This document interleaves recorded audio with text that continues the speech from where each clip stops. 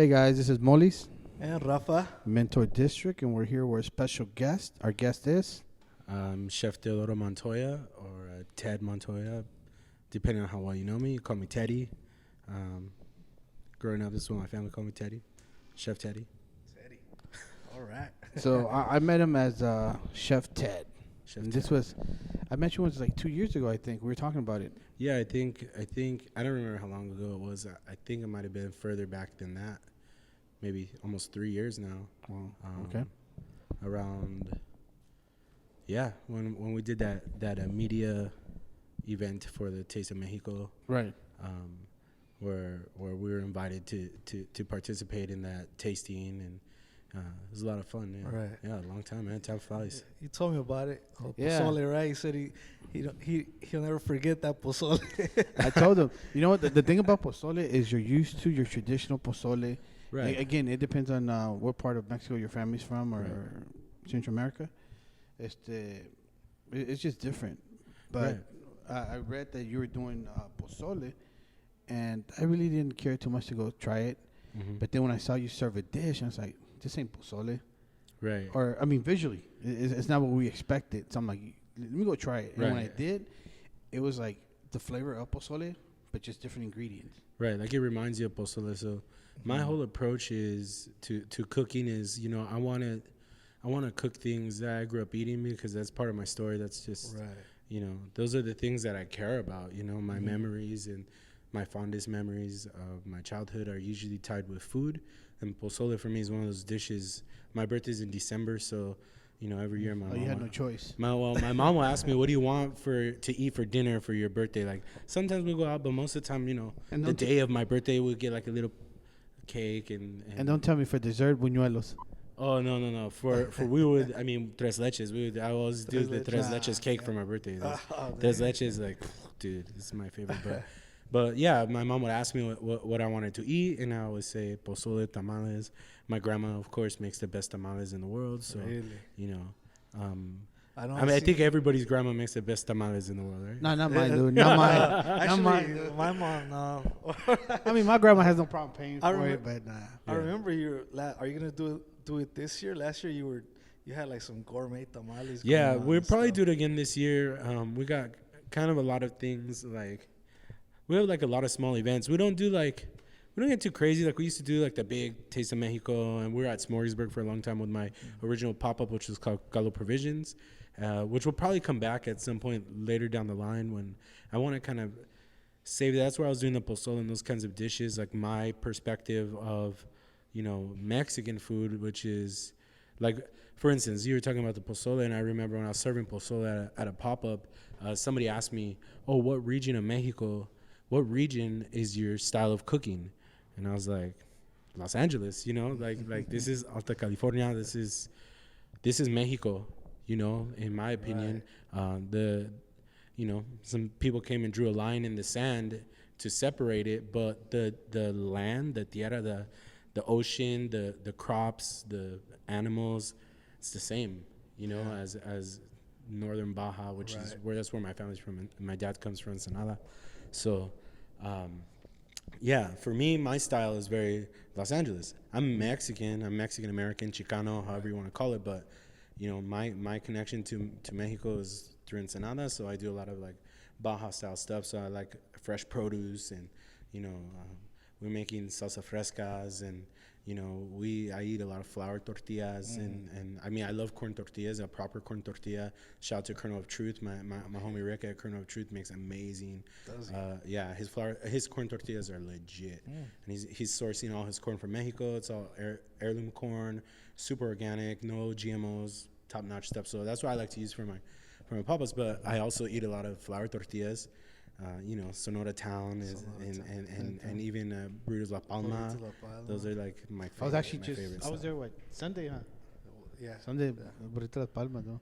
Dude, it's my favorite. My son, my eldest, both of them, I have two little boys, a 10-year-old, a 5-year-old. They both love that place, but the eldest is like, every day is like, I'm like, hey, what do you want for breakfast tomorrow? He's like, can we just wait till like 11 and then just go to Burritos La Palma? We could just skip breakfast. I just go to Burritos La Palma. So, and his favorite thing, of course, is the birria there, but I like to get one of each. The frijol, Right. chicharrón, like. Yeah, the So- chicharrón, that was the business right there. Oh, dude, so good, so Yeah. good. And they're very. I know that they're like from like Jerez, but they're also like they've become a staple here in Los Yeah, Angeles, right. and that's what I mean. Like that style of food, obviously, it's very Mexican, but to me, it feels very LA too. You know what I Right. mean? And so that's how I grew up eating Mexican food, but from here in LA. So when I was doing that pop up Galo Provisions, that's what I want to emulate. You know what I mean? I want to feel like when I was a kid and I'll go to my grandpa's house and you know he's like bumping a Chicano or like listening to like some kind of like he listened to like a lot of like Three Little Panchos and stuff like that, like you know like that. So there's a lot of like Mexican but very East LA kind of feel. Right. Even though we're not necessarily from East LA, we're like southeast LA, but Right. we're from over here, Whittier, Santa Fe Springs.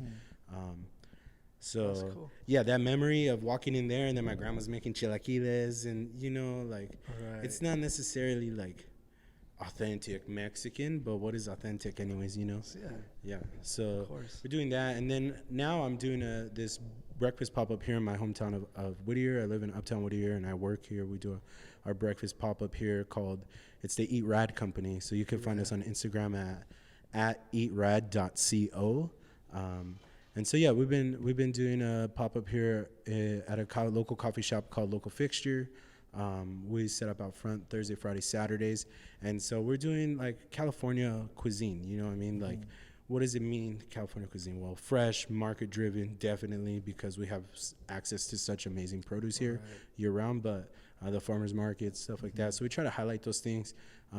But again, my background is you know Chicano Mexican, like a breakfast burritos. I love eating barbacoa and stuff, so we run a barbacoa breakfast burrito. Right.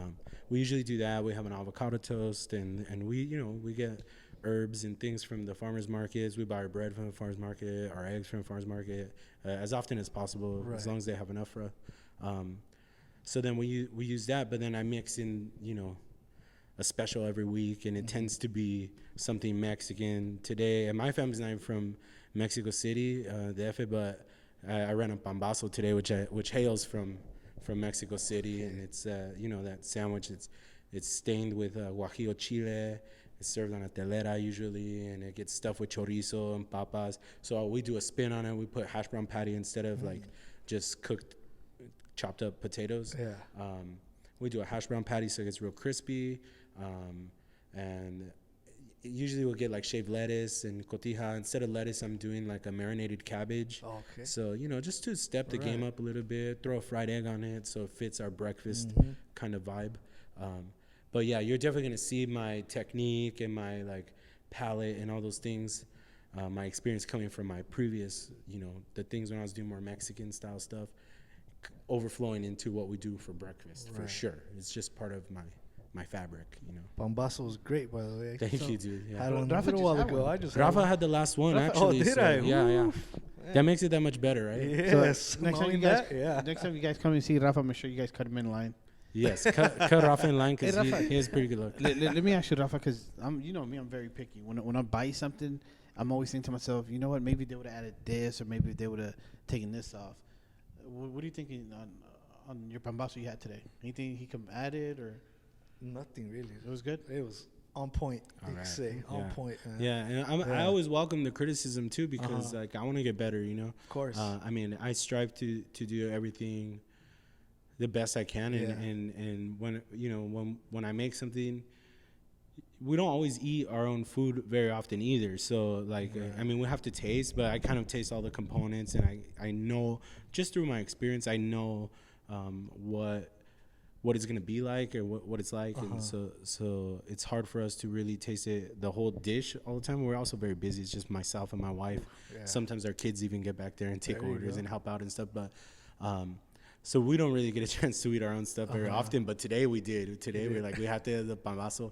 We're also like pretty healthy. You're trying to eat pretty healthy. I've been Yeah. running a lot. I know. I seen you have a yeah, running yeah. club too. Right? Yeah, we're trying to get a running club going, a local running running club. club. So we're out here a lot. So I make my own chorizo. So ours had chorizo today. You make it yourself? Yeah, Really? it's really good. It's just the Really? same spices and stuff like that, but we just reconstitute carne de soya and then season it the same way we would if we were using pork or beef or lamb or whatever else. And it's healthy, and if you don't tell people, like our kids, we don't tell them, we just give it to them. They're like, "All right, chorizo's good." And like, they'll just eat it. Yeah. How much weight have you lost? Because I know you've been running a lot. I see on your Instagram. Dude, I've lost actually like 67 pounds as of today. In how long? I weighed myself yesterday actually, and I'm at 67 pounds down. I started, I think the heaviest I was like 280 pounds, which I'm kind of ashamed to say, but I'm also proud to say that like we're making these changes in our lives. So, this was, I want to say last October was the last time I weighed myself, and we're here in August now. So, just a little less than a year, not, maybe 3/4 of a year. So that's you're proof that you could eat good food, right? And still lose weight. Like I said, man, we're here in California, in Los Angeles. We have the best produce, really. Like, I mean, there's other places in the world that have really good stuff, but we're in California. It's so fresh and abundant. This is like definitely the land of plenty. And I know there's still a lot of people doing without, which is kind of hurts me. But I try to take advantage of that. Like, we're here, we have fresh produce all the time. There's a farmers market 1 block away from where we do our pop up on Friday mornings. So we wrap up our pop up, walk over there, grab some stuff, take it home, get some fruit, whatever. And I find that even though it was easy for me to get into, like, obviously I eat a lot of tacos. I'm not different than anybody else. And even to this day, I don't starve myself. I mean, like, if I'm gonna have some tacos, I'm gonna have some tacos. And Whittier's taco culture is kind of coming up. There's a lot of pop-ups here. The Tijuana style tacos are coming around. There's a lot of churro vendors coming out now here in Whittier. So I think the culture of tacos is kind of migrating a little bit more this way. So there's a lot of good spots coming out. Maybe he remembers 15 years ago. It used to be going on here. And it kind of changed a little bit, I think, because of this part of Whittier is pretty like affluent, and there's beautiful homes here, which are obviously expensive. Historical. It's very historical here. There's a lot of, it's beautiful here, man. It's gorgeous. Yes, and I think that along with that, there's kind of when you see like a taco truck, like a lot of people associate that with like low end and stuff like that. So it's hard to mix those kinds of things into the community that seems kind of high end. Like upper class. They don't see that as hip right now, right? I mean, there's great people in this community, and they love to eat, and they come out here and support me. I'm obviously on a sidewalk, and there's more and more street food pop-ups coming back. But I think for a while there was just like the demographic wasn't really here for that. They didn't want to eat that. They wanted to go to like sit down in a nice place and kind of have a fancy meal because it's a more affluent area of Whittier. And so, unfortunately, I think that kind of phased out some of the trucks and stuff, but I'm glad to see them coming back right now because I come from street food. I worked in food trucks, my family. When my grandfather came here from Mexico, he was, cooking, preparing stuff for food trucks before there was even hot trucks like I was sharing with you earlier. There was the loncheras were not, they didn't serve hot food, tacos or things cooked to order. It was only prepackaged, like wrapped sandwiches and things like that. And then once the first like hot trucks started coming out in the 70s, my family was around that way before I was born. So look, guys, we're gonna take a quick break. When we come back, Chef Ted is gonna blow your mind, describing the whole truck scene, because everyone thinks that Lonchera has always sold, warm food. So when we come back, he's gonna tell us all about it.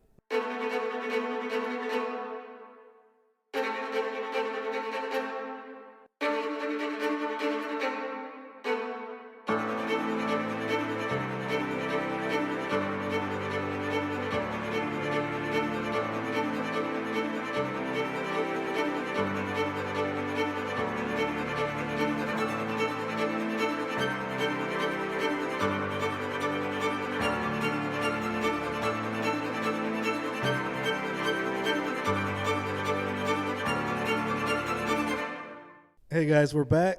MENtour District with special guest Ted. Chef Ted Montoya.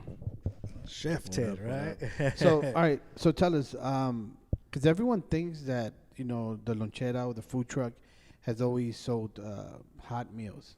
That was not the case, right? No, yeah. With since like 2008 ish, shout out to Roy Choi. Roy Choi is really the one that kind of brought everything mainstream. He's you know what, like, and from what I understand, I don't like know him personally, but I do look up to him and I respect his hustle and the way he takes care of his staff and stuff like that. Those things stand out to me, but at that time he was setting out to just, do his own thing and like make, just for provision for himself, for his family and the people that were working with him. And, it was just the right time. Twitter was popping off. And so the food truck, thing happened, and so now it's like it rose. By 2011 is when I started working on trucks. I worked on the X-Let truck for like the first 2 years. It was just me and the chef and one of our homies. And, it was just the three of us. And we experienced that whole food truck revolution kind of thing, the trend, at its height. And we've seen like a lot of our homies that had trucks too grew out of it and got brick and mortars just like X-Let did. And, they're killing it right now. And, I see a lot of people that came up with us and they went on and opened restaurants and stuff like that. Me, I went on to do my own pop-ups, and I really like pop-ups because it's like less. Right now it's pop-ups. Yeah, pop-ups food trucks now, right? Yeah, because I think that class of people who had food trucks back then that graduated to like brick and mortars. Well, they have brick and mortars now, so a lot of them don't have food trucks anymore, right? You see that even with like Chef West from Guerrilla Tacos. He went from the cart to the truck to the restaurant, and so that progression kind of goes. And I think because a lot of the people who kind of like did well and graduated into brick and mortars, and then there's like people who didn't do as well. Maybe their concept wasn't as tight, or their food wasn't as good, or whatever reasons. Maybe they just didn't pop off. Maybe their Instagram accounts weren't like as cute. Or or marketable. Could it be that they see maybe they could just jump from pop up to brick and mortar? Or does it have? No, I think what happened is like I was saying, like the people who are really good, like they obviously made a lot of money and they're smart with their business and they grew into brick and mortar. And the people who, for whatever reason, whether it was like something they did or if it just didn't happen for them, maybe it wasn't their time. Those people kind of got left behind. And they're still doing trucks, and some of them that's just the model. Which is cool. That's great. Shout out to them. Like, of course, support them. Go eat at trucks. Go eat at pop-ups. But some of the ones that got left behind weren't as good. And so I think after the food truck scene started dying down, kind of left like people don't eat at food trucks that much anymore because it's like they're not as good as they used to be because the ones that were so good have moved on to brick and mortars. So the next thing is like, the food truck, smorgas. I mean the pop-up, the tent, the table. Obviously taqueros have been doing it. Yeah. And even before taqueros here in LA was tamaleros. Like the tamal is the original street food here in Los Angeles. They're like set up. Did the tamales come before the elotes? Because I know I think one came after the other, but which one came first? I believe that the tamal came first. And from everything that I understand about street food, I mean, we're talking about over 100 years ago when LA was first being developed. There was like carts, like horse-drawn wagons with steam tables in it, and that they would hold their tamales in, set up outside of bars. I mean, there's no cars, bro. There's not a truck. Yeah. This is not a cart that operates off of propane. This is like bricks that were in the coals, you know what I mean, and then put them in the hot water to keep the water hot, and then store tamales in it, and they're pulling it by horse. That's the first time I hear about this. Yeah, dude. The excellent tamales like that you'll see in all the grocery stores. They're like frozen, the white package XLNT. Yeah. They're like godfathers of really? Street food actually. So they were they had like a wagon that they drove in. It would set up in front of bars where like people who were working in construction, like building the city, or like people who were like sailors, like day laborers, or like the sailors that were like stationed here and like going to town, and like this is like years and years ago. That's what they would eat, and they would those are the original food trucks, you know, and the original pop-ups. You know, they would set up in front of bars late at night. People would be in the bars, you know, after a long day. Then they come out, want something to eat, get a tamalito. But then they're like drunk, so there'll be like, right. There would be like fights, and like back then people like rolled with like pistols. Yeah. You know, this is the Wild West, you know. The Wild yeah, West, and so the city had to start regulating it, and that's where like regulations started coming in, and you know. Years and years and years later, you know, we get to the food truck, which was a cold truck. You know, it was just pre-made deli sandwiches, things of that nature. You know, chips and, you know, pan dulces, coffee. You know, just sustenance, just something so that the workers could eat. Loncheras, you know, they'll do their route, go to each company, you know, and something fast, something quick, boom, and then I mean, I don't know how the hot truck came around, but. You know, my dad, you know, used to wash food trucks and stuff when he was a kid, or loncheras, lunch trucks, catering trucks. And he, you know, he shared with me. So one of my uncles owned his own truck. He had his route and all that. And then my grandfather, who was his brother, so it was my dad's uncle owned the truck. And then my dad's brother did like the cooking, my dad's dad, which is the brother of the guy who owned the truck. He would do a lot of cooking and stuff like that for all the trucks, but also for his brothers. And then my dad and his brothers, they were younger. They're like teenagers. They would like, you know, side job, you know, to help the family out, whatever. Right.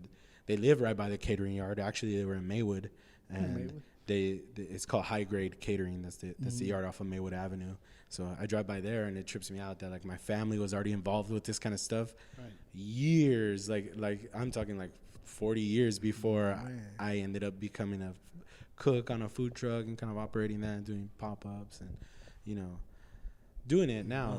Like it's way different than what they were doing. They were just trying to make money for their family or whatever, and I'm like trying to be creative and this and that. But I'm grateful to them for doing that and surviving through it and making a life for themselves here, because that's what's given me the opportunity to do it. And I get to be creative. It's not just about making money for me to like provide for my family. Of course, we all have to pay a mortgage. We all have to provide for our family. We got to eat.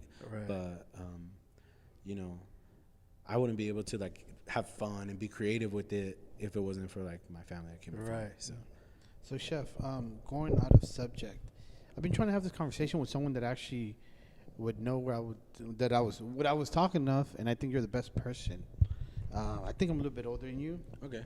I'm 31, so. Oh yeah, I'm way older. A lot older. Yeah, but I'm 31 in kitchen years, so that's really like 75. So, I think I'm a year older than you, plus 6 more. Okay, perfect. Somewhere nearby. I want to talk to see if you, because you grew up over there, Puerto Nuevo. Well, I didn't grow up there, but I was like spent a lot of summers, and I actually never went to Puerto Nuevo. You never? No, my family, we literally go from LA to Ensenada, and no stopping. You know what I mean? Like rest area, whatever, but no papas and beer. I mean, the one in downtown Ensenada, like the little, like you know what I mean? Like there's one there, but even that, I never went. I was always on the outside, like imagining like, oh man, when I'm 21, I'm gonna come down here and like be on my own. I'm 18, I'm gonna come down here. Right. But I didn't because you know, as I got older, like me and my wife got married real young. We were 20 when we got married, and we had our first son by the time we were 21, and so he's 10 now. And so, you know, we got busy. We got to work. Yeah. You know, we didn't. In fact, I went to Ensenada last summer to visit my family out there. I have a tia. One of my tias has like a rancho in the Valle de Guadalupe. Okay. And that's where we used to go when we were kids. We would go spend the summer out there. We would like sleep in the ranch, and out there all there was a big slab of foundation on a hill in the desert with 4 pillars in the corners, just made out of bricks. No roof, no kitchen, no nothing. Just tents and tarps, and that was for me. And so now then we'll go into town and get fish tacos or go to La Bufadora and like, you know, stuff like that. The Valle de Guadalupe was where I wanted to end, but going back to Puerto Nuevo, I want to say maybe 97, 98. We would ditch high school, and I have a brother who's a year older than me, and I would hang out with his friends who were a year older. So we would ditch, and we would go to Puerto Nuevo. I I would ditch and go to like the mall. Seriously. I like this guy. We're crossing borders. Yeah. See, the thing was, we would go over, And I remember, TJ was always TJ, which is beautiful now. I don't know if you've been there lately. I've been through it lately, and wow, yeah, it's just the changed. food, the beer culture over there, the craft beer culture is wine, top notch. Well, wine is more by like wine is a little bit lower, but I mean, it's still local. Tijuana is like so local to Valle. Cruzamos Tijuana, Rosarito still the same. But before, from Rosarito to Puerto Nuevo, there was nothing. It was all sand. Yeah. So it was a good 15-minute drive, and then llegabas, y allí they had an arco. You know the arco, right? And it says Puerto Nuevo. Yeah. Bienvenido Puerto Nuevo. Yeah. Duré mucho tiempo sin ir, and I finally stopped by. What was that, last year? I think I went last year, and it was like, it's not the same. There's no more sand. We never stopped in there, but I do remember even just going down. I mean, last summer we went to visit our family, like I said, and I mean, I remember like driving down, like, man, I haven't been here like 10 years, and like I don't know, it was weird, man. There's like a Walmart right there. I was like, this is weird. There's like some things I remember, like there's a spot that you could pull off, and the ocean's right there, and the sand, like one small section. It used to be a lot more, like, right. And I remember they used to have those. It was like kind of like a kite, but it was like an action figure, like a cheap like plastic action figure of like Batman or whatever, and it doesn't really look accurate. You know what I mean? It's like, it smells like petróleo. Yeah, it's like they just painted it or whatever. And then it had the little cheap strings with the parachute, Yeah. and it had a string attached to it. You throw it in the air, it would just fall back. Or if you could run fast enough, then it would get a little wind. But I remember driving by this spot, and they would be, people could camp there, and they would sell those. I remember that, and they sold cocos. So that was like the two things that I remember there: big old coconuts and those little Batman or Superman or Wonder Woman or the Hulk. They're super bootleg looking, but they were dope. I always wanted one, and that's like every year when we would go, that's like the one thing I wanted to get. Until I got older. Then when I got older, I wanted to get like firecrackers and like Oakley glasses. No, porque when we used to go back in the day, it was all sand. Yeah, recently it's like a lot of buildings, a lot of hotels. There's a lot of development. I did see a lot of hotels, a lot of breweries are opening. It changed. And then I remember I still remember in 97, we used to go, and they would have what they call the especial. Mm-hmm. So clearly for $11, because the lobster, no te venden la lobster, te la cortan en la mitad. Right. So te venden por pedazos. So for $11, you would get three sides of lobster, medium size, arroz, frijoles, y una tortilla de harina que venía doblada. But if you open it, it'd be like 18, 20 inches. Yeah, enough for the whole 3 lobsters, that's for sure. Yeah. But the rice and the beans were a lot. So tenía con tu guacamole, like, so all this came with it. So in reality, like 2-3 people could eat off of that $11. Right. Yeah. I went last year and I had a medium-sized lobster, which was like 2 pieces, and it was like $65. I'm like, dude, like, I mean, I would come for the experience. There's no experience anymore. Para eso, pues, I could have just went to a local spot over there. That's true. Yeah, I mean, I think they just understand, like the economics have changed, and food culture has changed. Before where it was like I said, about the street stuff, it was like, dude, we used to sell breakfast sandwiches for $5. $5. Like, how can you make money? You gotta pay people, and now it's not like that. Where are you gonna get a breakfast sandwich for $5 at McDonald's? You know what I mean? Like, it's not like that anymore. Mm-hmm. And over here, it's not like that either. And I think with things like Instagram and Twitter and the way that everything popped off, like going back to like what I said about Roy Choi and his food trucks, starting then when Twitter, Facebook, Instagram, YouTube, people have podcasts now, things are more sought out. Like, people are like there's more information now, you know what I mean? So people are like, more people are finding out, like, oh, this is the spot to go down to Baja, and you stop off Puerto Nuevo, you grab lobster, on the way to the Valle de Guadalupe. So there's a lot more influx, I think, lately of people going to the wine region down in Mexico and Baja, and, there's money to be made in that. Yeah. And so I mean, as a small business owner, I see that. Like, there's people coming through, and they're coming from here to go have a wine tasting weekend and stay in these like beautiful resorts and stuff like that, like, bro, they're gonna stop. Like, I'm not gonna charge them $11 for lobster. You know what I mean? That's true. And they're willing to spend money because, first of all, they're going down for wine tasting. So, and they're gonna stay at a beautiful, like I said, beautiful resort in what is like Mexico's Napa Valley or Tuscany. It's beautiful down there, man. I mean, it's like desert. Then you turn the corner, it's like Tuscany. Really? Like, it's beautiful. Been wanting to go. And the quality of the stuff is so good. They're so new to the game that they're more experimental with their wines. They don't have the same rules as, like, you know, when people were doing stuff in the 90s or the 70s or whatever. Wineries, like, kind of like, oh, if you're gonna make this, it has to be like this. Nowadays, the people are more open. They're startups, you know, people who are building wineries and tasting rooms out of their little house, you know, that they just lived in. They go, hey, I got a little space right here. Let's grow our own stuff, and in 5 years we're gonna have wine. And they're more experimental now. So guys, we're talking about Valle Guadalupe, but before we get more into it, to anyone that's listening, don't ever waste your time going to La Bufadora. They got me, dude. Oh, dude, yeah. They're like, hey, we have to go to Bufadora. And, you know, I just came from Puerto Nuevo. I was a teenager. I was drunk as hell. Yeah. Dude, we drove for like 2-3 hours, I think.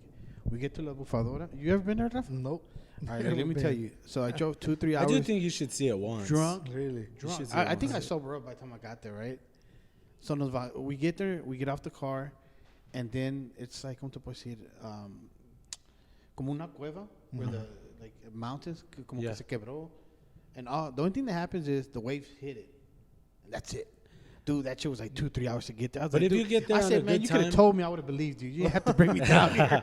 If you get there on a good time, though, like the way it hits the rocks, like if you're like just on a good day, it shoots super high up in the air. Really? So that, and hence the name, right? La Bufadora. It's yeah, but like for 2-3 hours, I would have believed you. To, like, yeah, but I mean, I got a mental picture.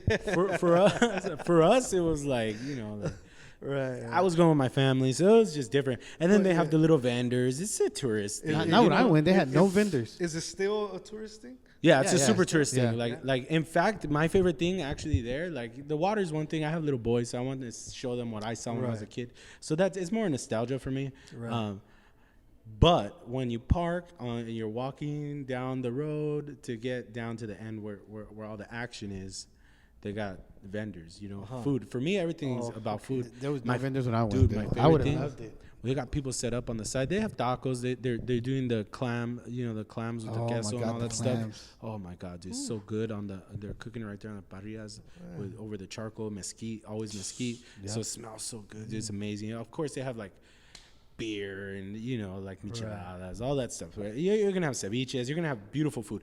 But my favorite thing, dude, more than the mariscos, and we're talking about, this is La Bufadora, this is Ensenada, bro.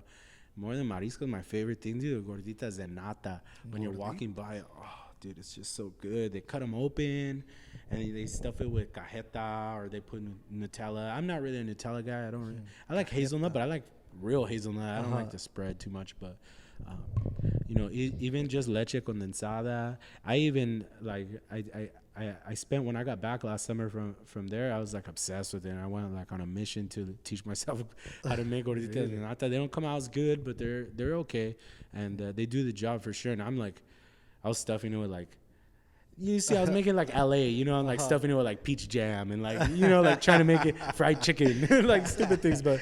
Even for avocado spread. Oh, dude, I was obsessed with it when I came home. I was like, the thing is though, nata is it comes from like raw milk. It's like when you pasteurize milk and it like separates, it's part of the stuff on top that you could scrape off. Then you take that nata and fold it into your batter for the gorditas.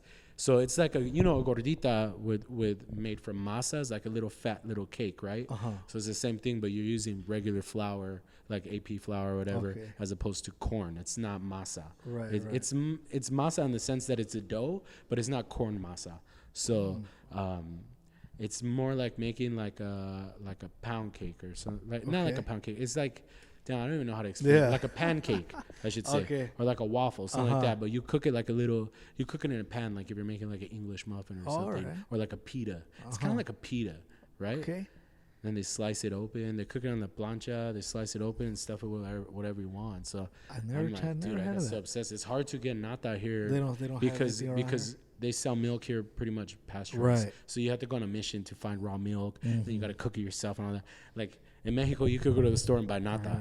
You know, here you can't. So it's a little bit trickier, but you know, there's substitutions you can look up and stuff like that. But that was my one thing that I brought back from Ensenada this last year. I was like, I mean, and I had amazing oysters. We went to get, I mean, dude, I had so much mariscos, and it was just fantastic. Because I'm a sucker for marisco.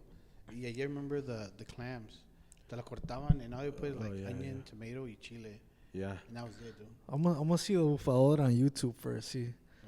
See if it's worth it. You know what? And here's the other thing. Sometimes, like you said, you went out there, like you drove out there drunk and drinking. Like that's a culture right there. Unfortunately, there's a lot of drinking. I mean, it's good. Drink, have a good time, whatever. But be responsible, you know, and treat people well, you know. Right. And there's some knuckleheads out there, and they're drunk, and they're like we're up there, and there's some people up top where like the top of the water goes, and then there's people down at the bottom trying to look, and people are like.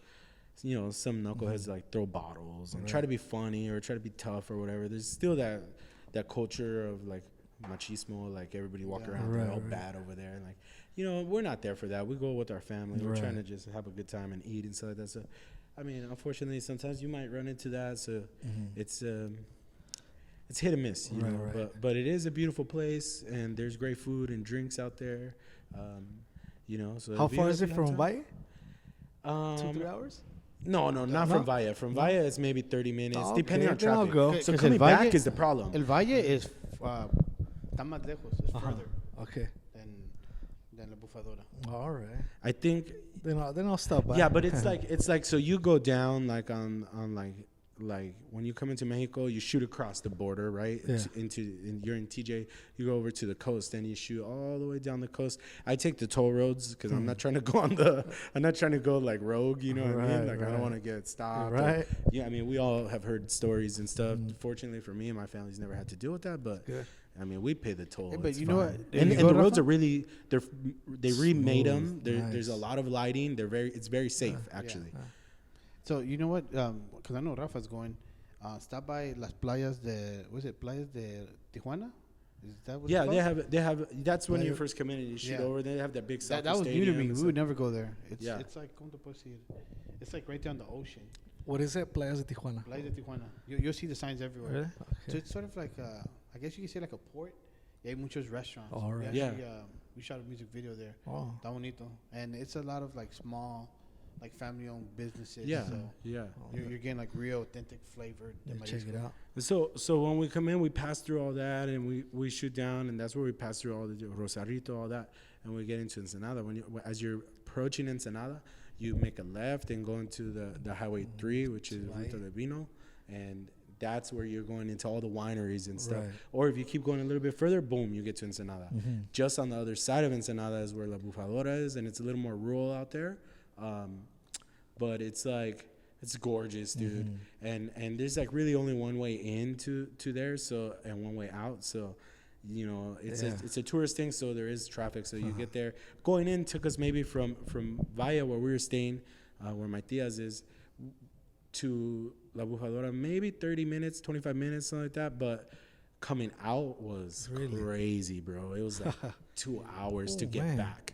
It was like the border.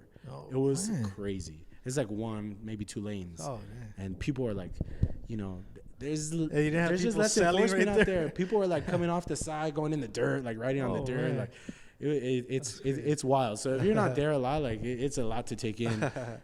But yeah, it's fun. It's fun. It's beautiful out so there. you have Eat Rad, right? That's one. Yeah, the Eat Rad Co. Yeah. And then you have Calo Provision. Yeah. So we kind of put Calo Provisions, like I said, that was our original pop-up. We kind of put that on hold a while because we want to turn that into like our full-scale like service thing down the road. That's like always going to be my baby. So it's kind of on the back burner. We want to develop that into like really ambitious dishes. You know what I mean? Like I want to make nata. I make gorditas de nata at my restaurant and put that on my dessert menu, or maybe do a savory one. What, things like that. Yeah. My experiences, my real experiences, and that'll be really my way to tell my story. And this brunch pop-up that I do, the Eat Radco, is just it's just fun, It's just it's a local thing. We want to just be a part of our community and feed the people here. We saw that there's a lot of great places to eat here in Uptown Whittier. We're friends with owners. Ricardo Diaz has Colonia Publica here. They do the fideo there. Fantastic. Bizarra Capital around the corner. He's opening a brewery right here with a food hall in it. There's going to be pizzas. It's going to be amazing. I just saw their Instagram yesterday. Dude, it's going to be so good. Yeah, Poet Gardens. It's called Poet Gardens. Our other friend, Chef Tony, has CGK, Oyster Bar right here. And I mean, there's some good food out here, but there's like old school, like breakfast, there's a lot of diners and stuff.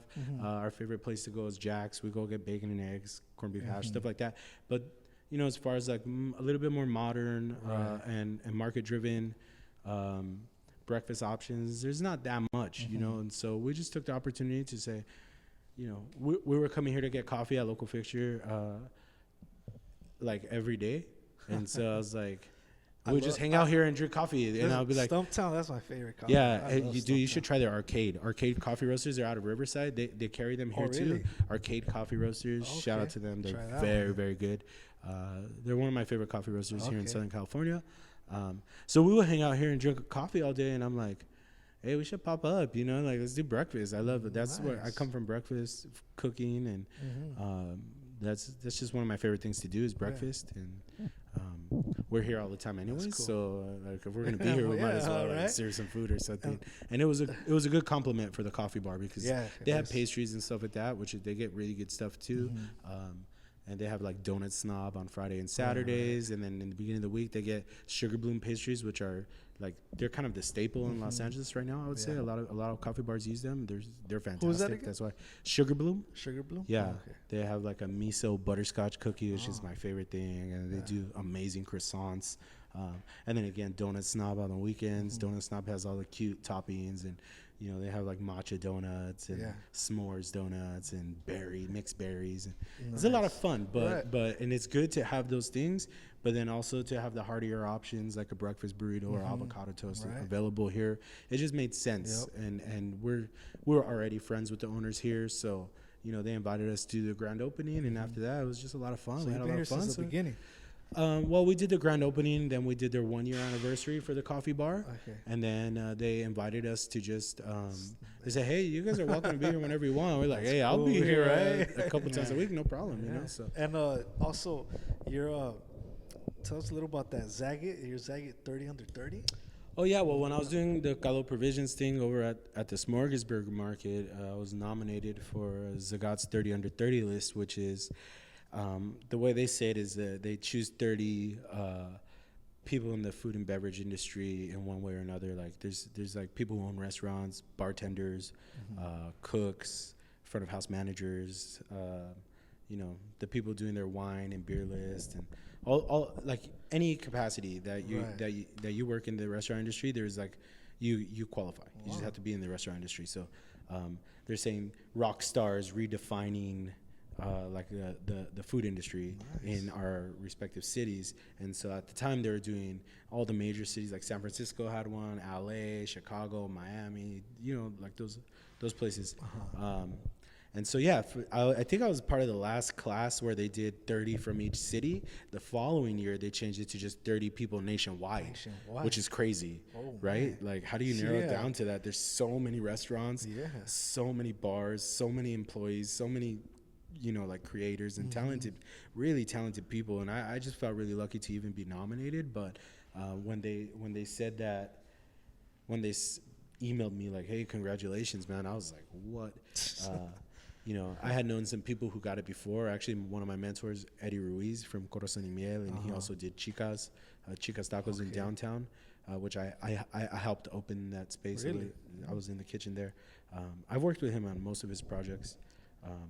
And so he got 30 under 30 when he was at Corazon y Miel, along with his partner Robin Chopra, who did the bar there, and then his like right hand man Darwin Manahan, who happens to be the padrino for our youngest. He's a godfather. He did the cocktail program at 71 Above when they first opened. Really? Yeah, Darwin Manahan. So these 3 guys that I worked with, they all got 30 under 30, and so it got me thinking like, damn, I would like to get that too, you know. And so it was funny. We went in order. Like Eddie and Robin got it one year, then Darwin got it the next year, then I got it the year after that. If you wouldn't have gotten it, they would have been clowning you. Sure. Yeah. I mean, they're good guys. This and is the 30-30 club, bro. Yeah. I was super honored and glad to be a part of that club because those guys were around early in my career, and they really this industry is hard, and you know, it's very rewarding, but it does take a lot out of you, and you know, we all have gone through different things in our own times. Yeah, we gotta love what you do. Yeah. And you know, there was times where I was like, man, I don't know if I can keep up with this, and I would struggle, and they would, you know, mentor me. Especially like I spent a lot of time with the dude Darwin.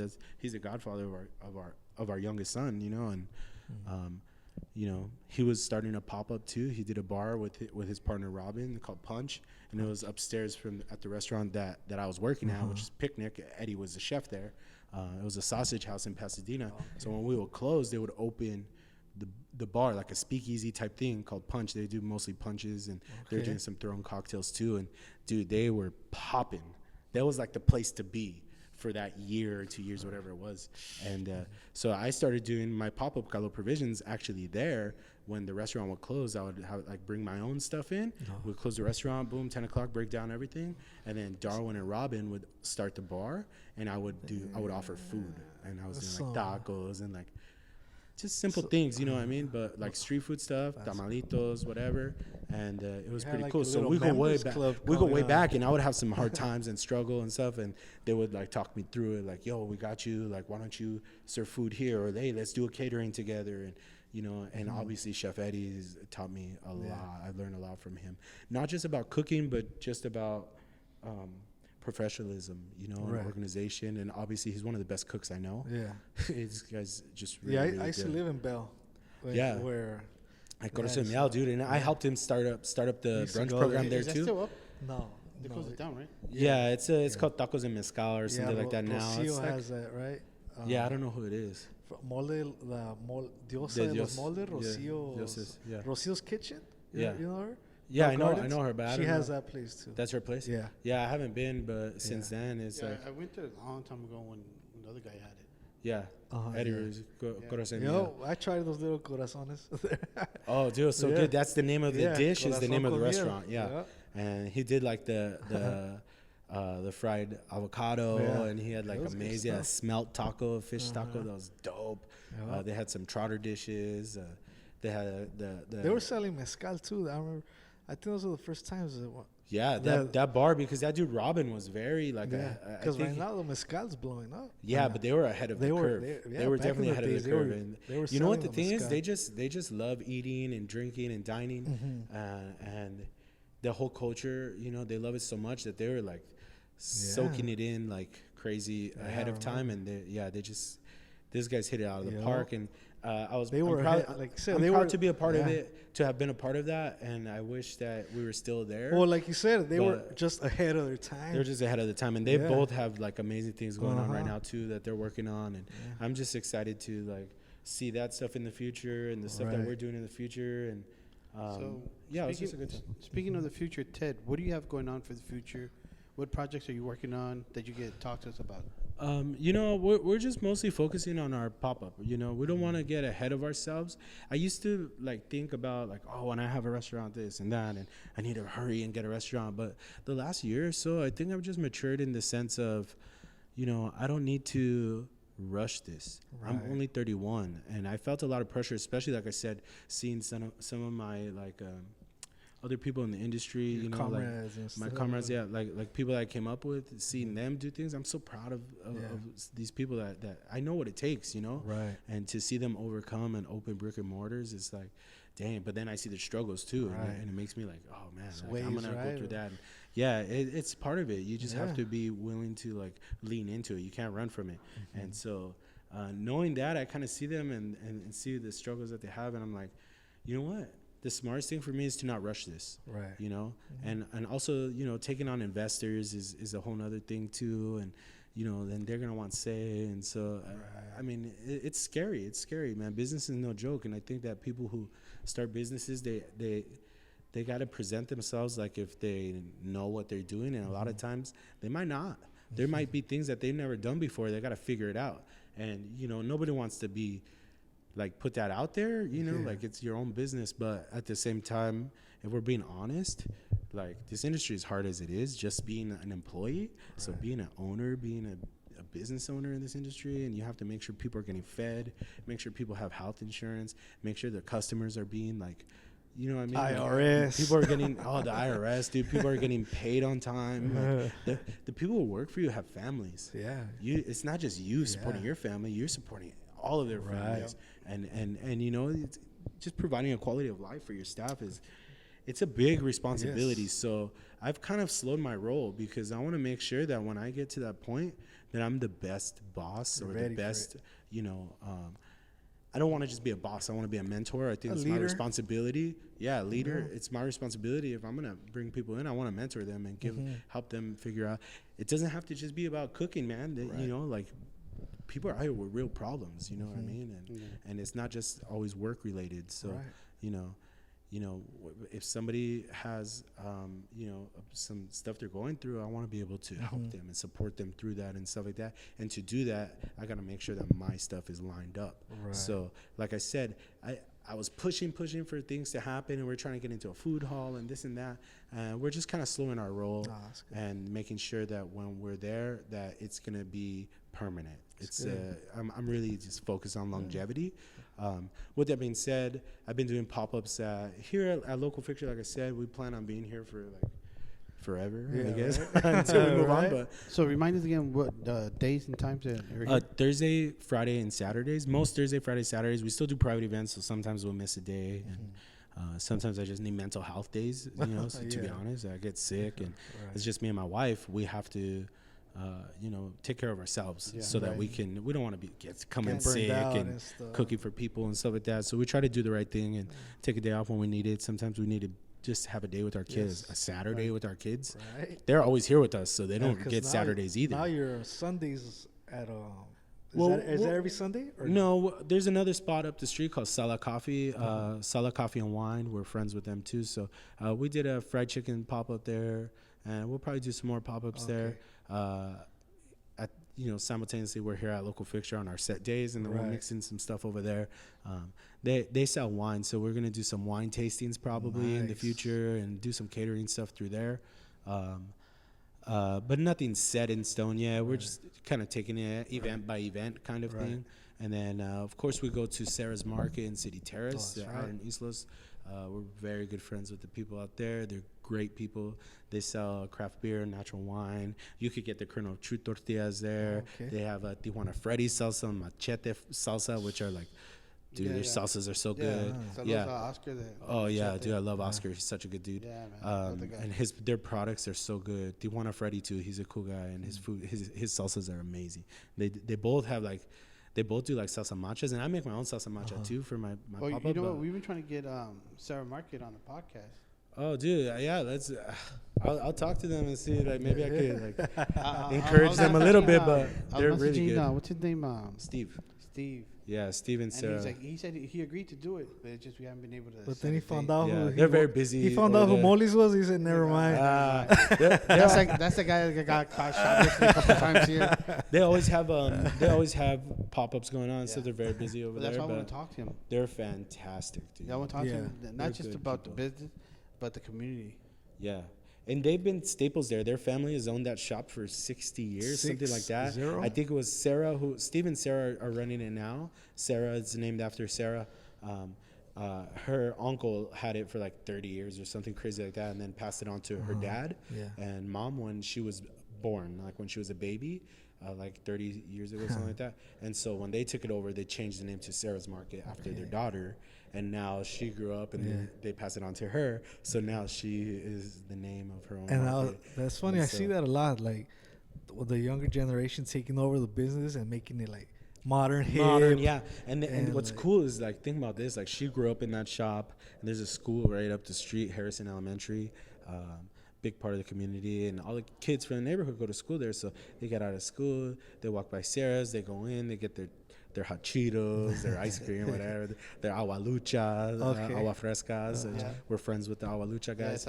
Yeah, I love those guys. They're all natural product too. Good products, man. Very, very, like, you know, not all this sugar. They use agave to sweeten their stuff. So it's good. They have like good options for the neighborhood, for the kids. They could go in there and get agua frescas that are not made with sugar. They're made with agave, natural, way healthier, you know, and more delicious. And so to watch those kids growing up and stuff, and now I've been doing pop-ups there for like a little over a year, and so I see the same kids all the time too. When I'm there, they're like, "Hey, mister, what are you serving?" You know what I mean? Like, "Oh, I got tacos." Okay, let me go ask my mom for money. That's you cool. know what I mean? And it's kind of cool. It's fun. Man. It's fun. That's what I like about pop-ups. That's also why I'm kind of slowing down on trying to get into a restaurant, because the more I'm doing pop-ups, the more I realize I want to be out here with the community, right? The community, the neighborhood, like. You know, like I'm right there. People could come up and talk to me. I'm not in the back. I'm not in the office. I'm not like running around in meetings and stuff. I mean, I do have to do those kinds of things too, administrative stuff, but I'm mostly here in front of the people, just cooking for them. In the front line. Like, bro, you ordered food today, and then my wife took your order, and then when it was ready, I handed it to you myself. I cooked the food, and then I handed it to you. And there's something to be said about that. And I think a lot of cultures around the world have that. You know, in Mexico City, in like Singapore, you see all these crazy markets Thailand, and street food. Yeah, stuff, dude, the street food around the world is like, that's really where it's at. The fine dining stuff, I love it too. Like it's so creative and just amazing. Some of the stuff they pull off with like modern, you know, modernist cuisine. But I'm very inspired by those things. But there's something about somebody who's dedicated their life to one dish. They don't even know how to cook anything else. And they're paying for their kids to go to college. And they're like setting up a table on the sidewalk, and they're like little viejitas, like 75 years old. They've been doing it since they were 13. And you know what I mean? Oh, like dude, that's a craft. Anthony Bourdain, I mean, that's what I'm talking about. They're craftspeople, and I think that chefs should model themselves after those people who are. They're not here to be like popular, famous chefs or blow up on Instagram or anything like that. They're here to serve people. That's it. They want to be pillars of the community, serve people, support their family. That's what it's really about. We're in the hospitality industry, the service industry. We're servants. I'm a servant, you know what I mean?